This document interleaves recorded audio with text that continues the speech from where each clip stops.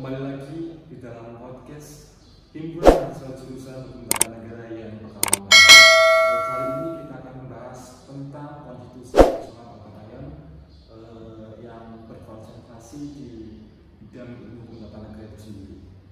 Sebelumnya Pak ini adalah salah satu dosen di Universitas IAIN Pekalongan yang mengajar semester 4, betul Pak? Ya, salah satunya.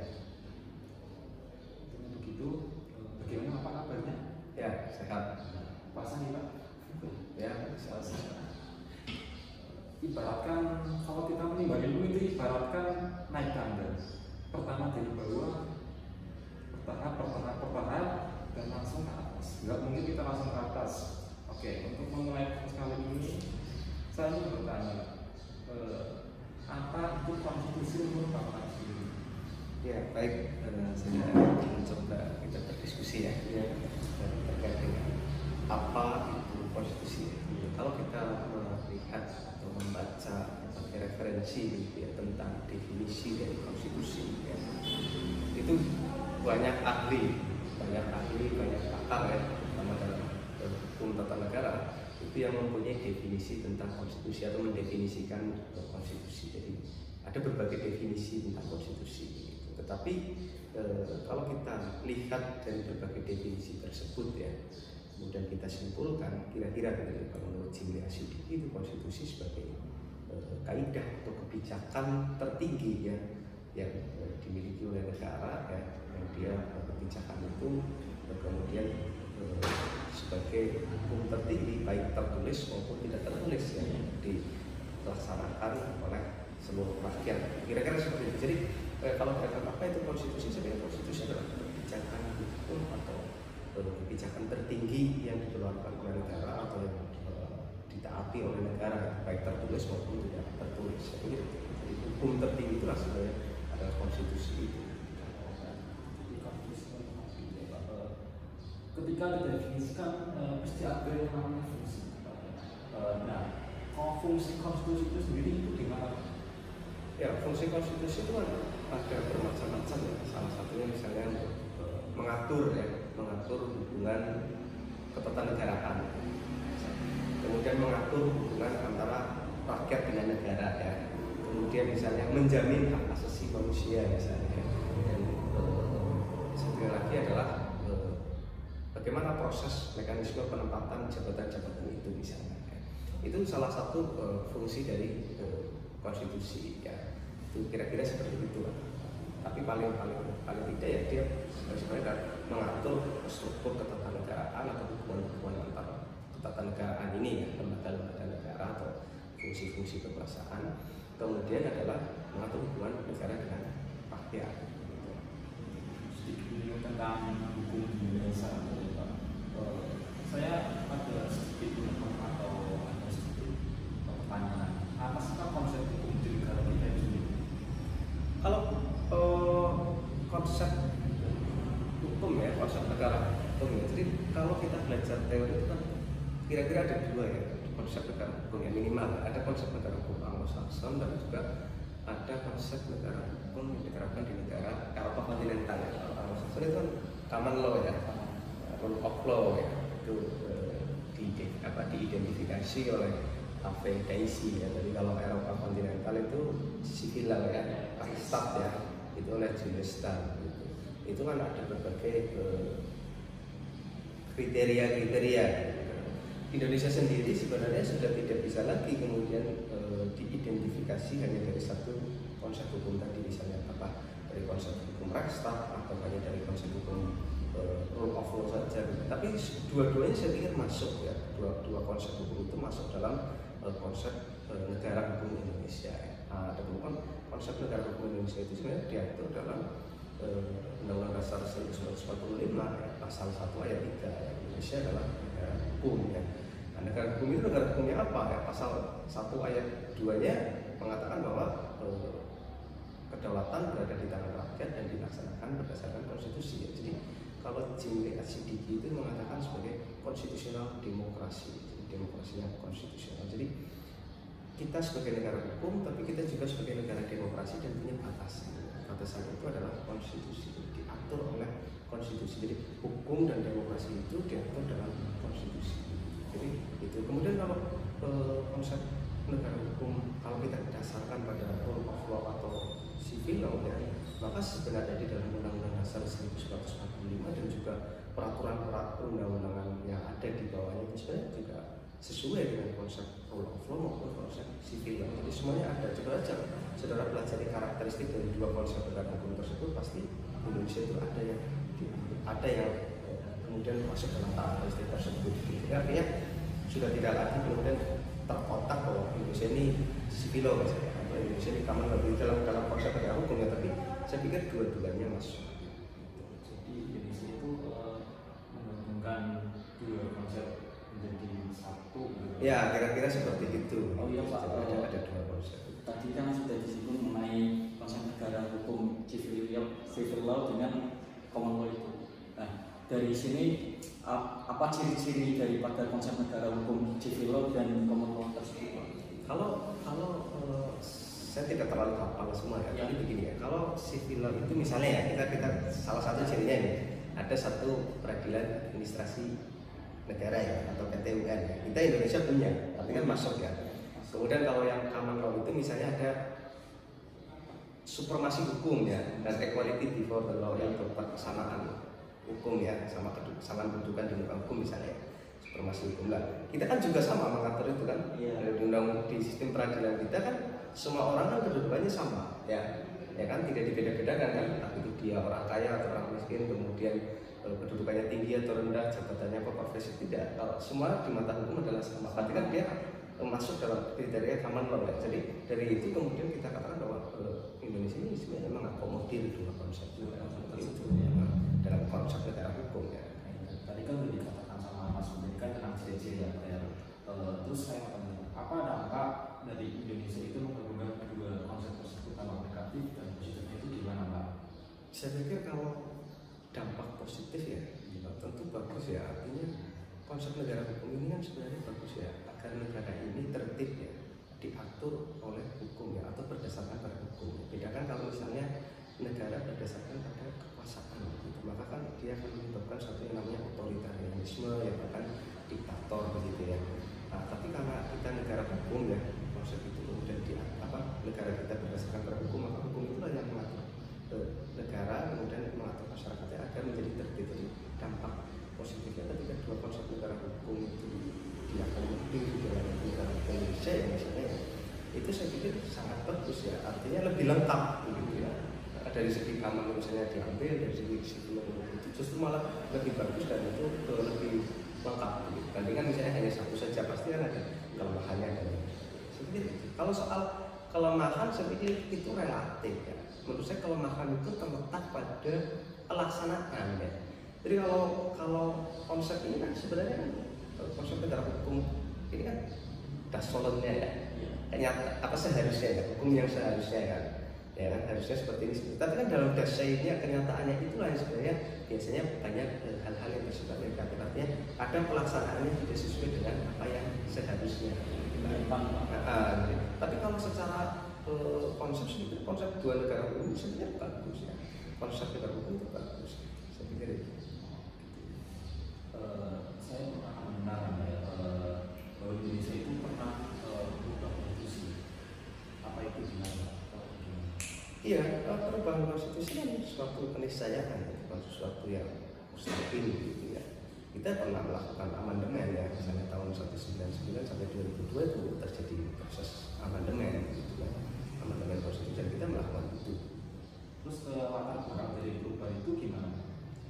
Kalau latar belakang kenapa kita mengubah konstitusi, yang paling kita rasionalitas tentu adalah bahwa sudah tidak sesuai dengan perkembangan zaman ya, sehingga harus diubah. Sesuatu hal yang sudah tidak sesuai dengan perkembangan zaman, tuntutan zaman ya, kebutuhan masyarakat ya, pasti dia harus mengalami perubahan ya. Kalau dia tidak mengalami perubahan, maka dia akan ditinggal ya, akan ditinggal oleh zaman atau oleh rakyat ya. Oleh karena itu maka kenapa kemudian konstitusi itu harus ada diubah atau harus diubah? Saya pikir karena sudah tidak sesuai lagi dengan perkembangan zaman ya. Misalnya di dalam konstitusi sebelum amandemen itu hak asasi manusia sedikit sekali ya, mungkin hanya satu pasal mungkin ya.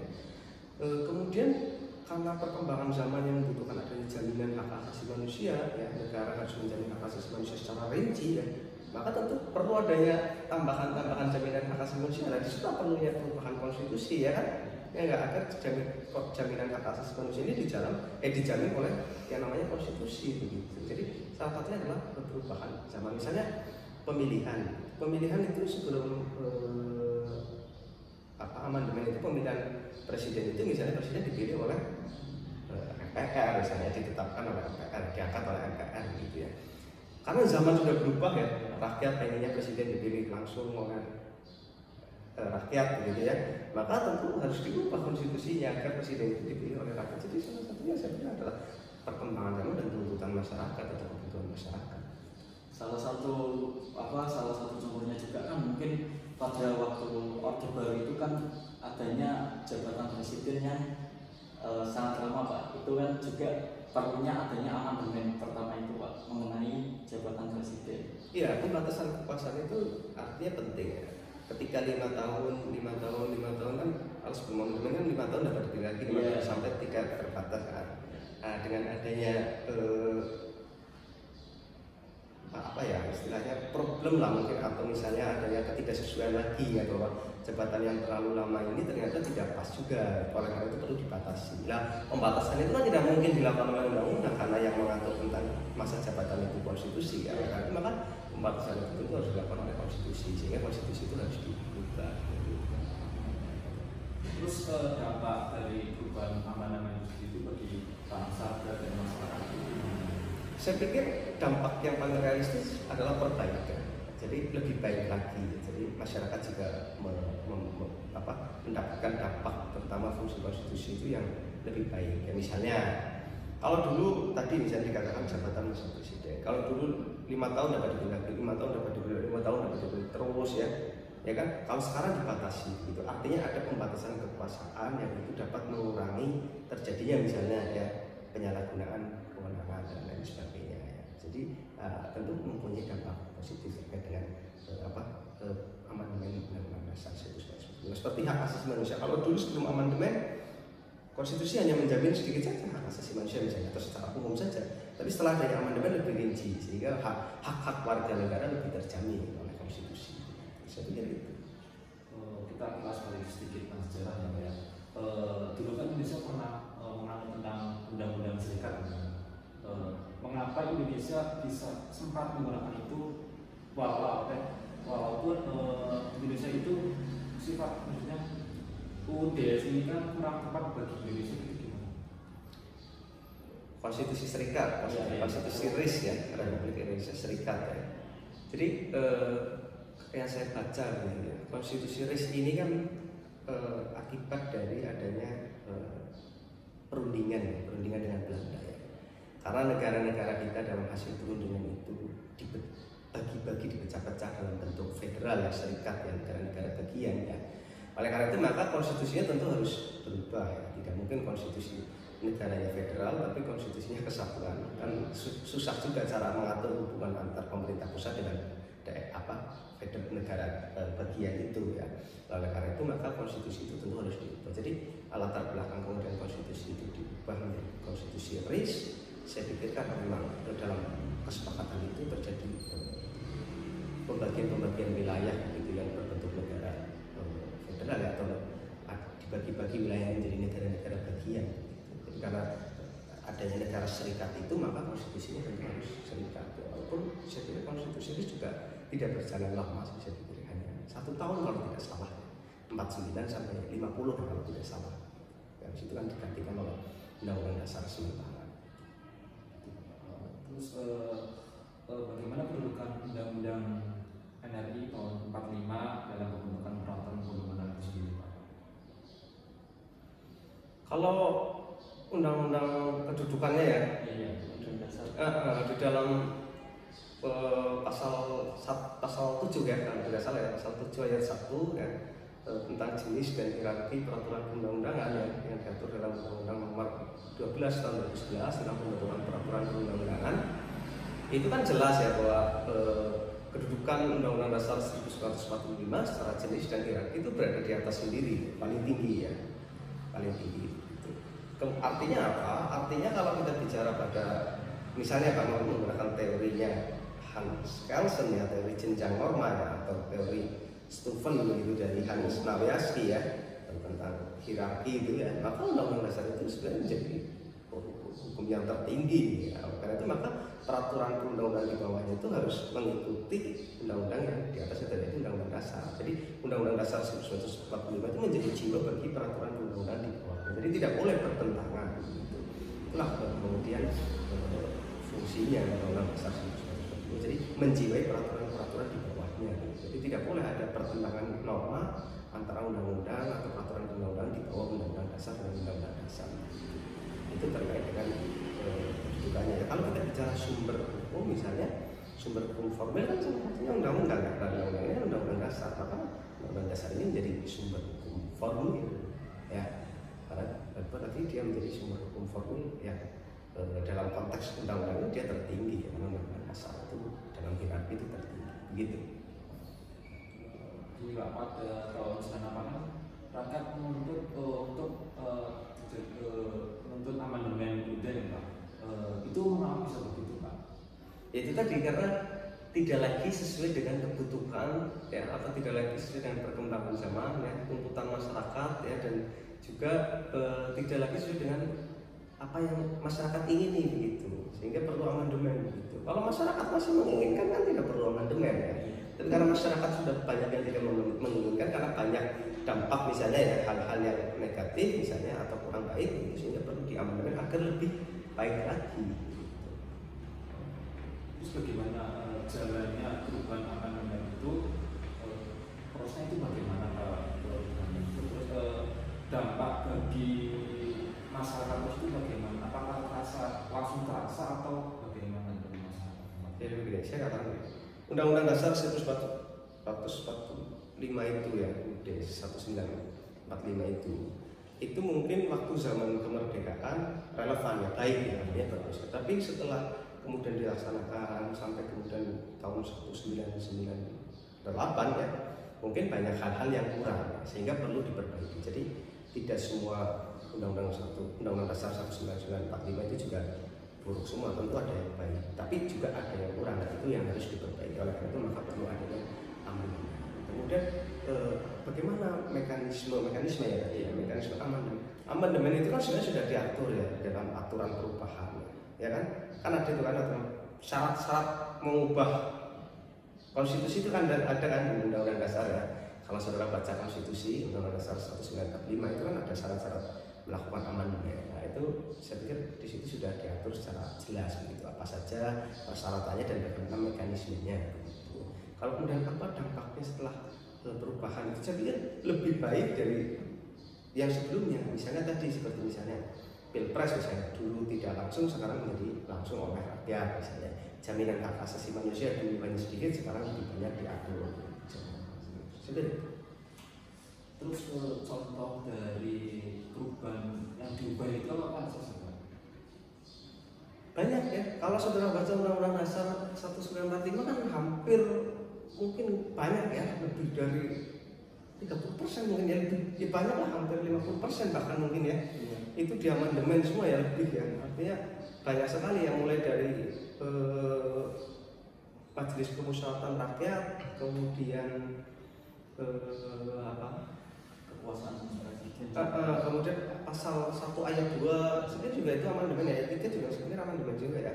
Kemudian sampai kepada mekanisme perubahan itu juga amandemen ya, kecuali tentang bentuk dan kedaulatan negara ya, itu tidak diamandemen ya.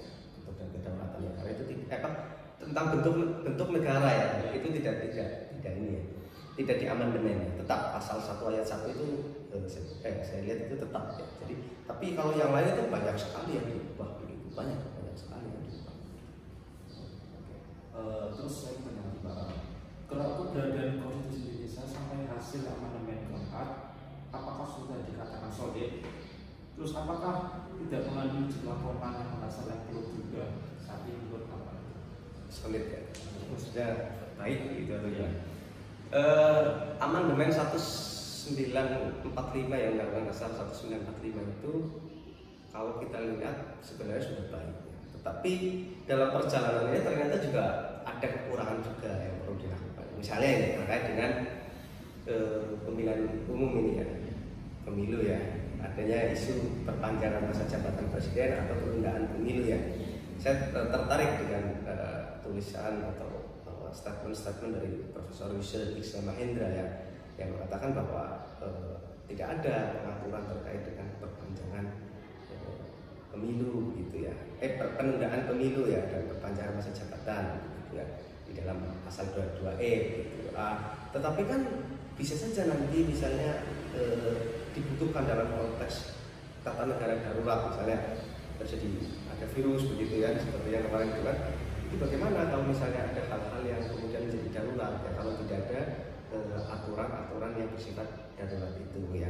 Nah, oleh karena itu saya pikir menarik juga ya, Pak Yusril kan memberikan opsi ya di pasal 22E itu harus ada tambahan ayat begitu ya, tambahan ayat akan lebih baik gitu ya. Misalnya kalau tidak salah ya, apabila dalam keadaan darurat atau apa begitu maka pemilu dapat ditunda atau apa begitu, kalau tidak salah seperti itu soal pemilu. Itu menarik juga usul dari Prof. Yusril Iza Mahendra itu.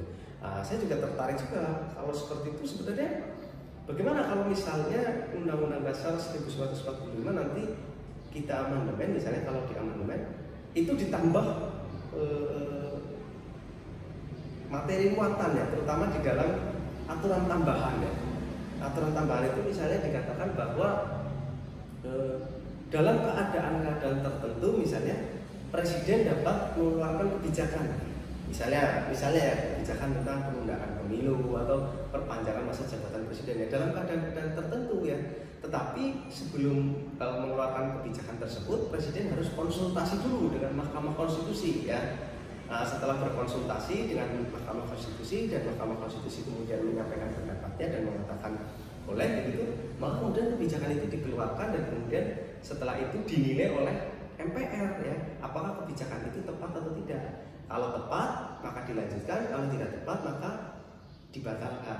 Jadi itu mungkin saya pikir mampu untuk menyelesaikan adanya kebuntuan konstitusi ya, kebuntuan konstitusional atau konstitusional deadlock ya. Jadi kebuntuan konstitusional, jadi hal-hal yang tidak diatur dalam konstitusi ya, konstitusi itu buntu deadlock gitu, tidak bisa menyelesaikan persoalan. Jadi perlu ada aturan tambahan untuk menyelesaikan adanya konstitusional deadlock itu ya. Jadi itu misalnya mekanismenya dari presiden dulu, presiden mengeluarkan kebijakan, tapi sebelum mengeluarkan kebijakan itu dia konsultasi dengan Mahkamah Konstitusi. Setelah MK menyatakan sepakat, kemudian misalnya boleh, misalnya kemudian presiden keluarkan kebijakan tersebut dan kebijakan tersebut kemudian disahkan oleh MPR, apakah MPR menerima atau tidak. Jadi kalau tidak menerima maka kebijakan itu batal, tapi kalau menerima maka lanjut gitu. Jadi kan ada checks and balance ya antara legislatif dalam hal ini MPR, kemudian eksekutif presiden, dan juga ada yudikatif Mahkamah Konstitusi sebagai pengawal konstitusi gitu. Jadi mungkin itu salah satu solusi untuk menyelesaikan konstitusional deadlock ya, adanya kebuntuan di dalam konstitusi yang tidak bisa diselesaikan dengan konstitusi. Saya pikir salah satunya misalnya terkait dengan penundaan pemilu tadi atau perpanjangan masa jabatan presiden dan wakil presiden. Apakah tepat menanti GBHN sebagai bentuk MPR oleh RPJP sebagai bentuk DPR tanpa melibatkan segala unsur kekuatan rakyat itu? Kita merupakan kebijakan dasar yang menyangkut hajat hidup orang. Begini, problemnya kan sebenarnya begini. Kenapa kemudian GBHN itu sudah tidak ada, dan kemudian kenapa kemudian diganti dengan RPJP ya, rencana pembangunan jangka panjang ya, misalnya nasional, misalnya RPJPN ya misalnya, ya kan? Kenapa ada rencana pembangunan jangka panjang nasional? Karena memang tidak ada kewenangan lagi buat MPR untuk membentuk GBHN. Ya. Kekuasaan MPR itu kan sudah tidak ada lagi untuk membentuk GBHN menurut Undang-Undang Dasar yang amandemen ya. Nah, oleh karena itu maka karena tidak ada kewenangan lagi ya, sudah tidak relevan lagi kalau MPR membuat GBHN ya. Nanti malah justru dipertanyakan legal standing kedudukannya ya, atau konstitusionalitasnya ya, apa kedudukan MPR atau konstitusionalitas MPR membuat GBHN ya, kewenangannya apa kalau tidak dimiliki kok ya kan, tidak diberikan oleh Undang-Undang Dasar kok ya, karena itu malah justru jadi pertanyaan, sehingga karena MPR tidak mempunyai kewenangan lagi maka tidak ada lagi GBHN gitu yang dikeluarkan oleh MPR, dan kemudian dilakukan kenapa kemudian oleh DPR RPJP itu ya dengan presidennya ya, karena menurut Undang-Undang Dasar yang membentuk undang-undang itu adalah DPR bersama dengan pemerintah, dalam hal ini presiden ya kan. Kalau yang membentuk misalnya yang membentuk undang-undang itu adalah MPR, yang mengeluarkan undang-undang RPJP ya MPR, tapi karena Undang-Undang Dasar mengatakan bahwa pembentuk undang-undang itu adalah DPR bersama-sama dengan pemerintah dan dengan presiden, makanya RPJP itu dibentuk oleh DPR bersama dengan pemerintah. Saya pikir itu. Kita masuk ke dua pertanyaan terakhir Pak ya. Saya ingin mengatakan kepada Bapak bagaimana meningkatkan kapasitas dan efektivitas negara untuk melaksanakan dan eksekusi kebijakan serta menegakkan hukum secara tegas, bersih dan transparan. Saya pikir begini ya, itu kan sangat menurut saya subjektif ya, tidak bisa kemudian dilihat tergantung pada siapa yang melaksanakan kebijakan tersebut ya. Jadi apa komitmen para pelaksana kebijakan ini? Jadi bagaimana agar kebijakan itu dilaksanakan secara tepat gitu. Ya salah satunya adalah dengan melaksanakan kebijakan itu secara konsekuen. Artinya secara menyeluruh dan kemudian juga secara komitmen begitu, tidak boleh kemudian maju mundur atau tidak jelas gitu. Jadi tergantung pada pelaksana kebijakan itu, seberapa komitmen pelaksana kebijakan itu untuk melaksanakan kebijakannya dan seberapa maksimal kebijakan pelaksana kebijakan itu untuk melaksanakan kebijakan. Jadi tergantung pada pelaksana kebijakan itu. Jadi sampai sejauh mana mereka melaksanakan kebijakan secara berkomitmen dan berkonsekuen. Jadi karena soal pelaksanaan itu tergantung pada yang melaksanakan itu kan. Kalau yang melaksanakan itu tidak serius ya hasilnya tidak akan serius ya. Tapi kalau yang melaksanakan itu serius ya, konsekuen, kemudian tertib ya, nanti hasilnya juga akan maksimal. Saya pikir itu terkait dengan pelaksanaan kebijakan. Terus Pak, bagaimana sih Pak caranya mengonstitusionalkan prinsip-prinsip etis yang efektif bagi penyelenggaraan negara itu sendiri? Mengonstitusionalkan atau apa? Maksudnya gimana mengonstitusionalkan itu? Kita kan sebagai masyarakat Indonesia ini kan dikatakan masyarakat yang heterogen. Bagaimana penerapan masyarakat heterogen ini dalam Undang-Undang Dasar? Maksudnya gimana? Apakah ada jaminan bagi bagi seluruh rakyat itu tidak keberpihakan kepada satu etnis saja atau beberapa golongan saja gitu? Saya pikir konstitusi jelas kok ya, Undang-Undang Dasar 1945 tidak ada kemudian perbedaan atau diskriminasi terhadap etnis tertentu atau golongan tertentu, itu tidak ada. Undang-Undang Dasar 1945 menjamin ya semua etnis, semua golongan yang warga negara Indonesia itu dijamin oleh konstitusi. Jadi tidak ada diskriminasi soal itu. Saya pikir itu sudah clear ya. Hanya memang dalam pelaksanaannya itu kita harus seperti konsekuen tadi ya, kalau kita memang ingin melaksanakan apa yang telah diajar, apa yang telah dinyatakan yang seharusnya itu ya, dasolan itu ya, maka dalam dasain itu kita harus menyesuaikan dengan dasolan. Jadi kalau misalnya tidak ada diskriminasi ya dalam pelaksanaannya harusnya tidak ada diskriminasi. Kita harus konsekuen bersama-sama dan komitmen untuk melaksanakan sesuai dengan apa yang sudah ditetapkan oleh Undang-Undang Dasar 1945. Melihat durasi dan kesempatan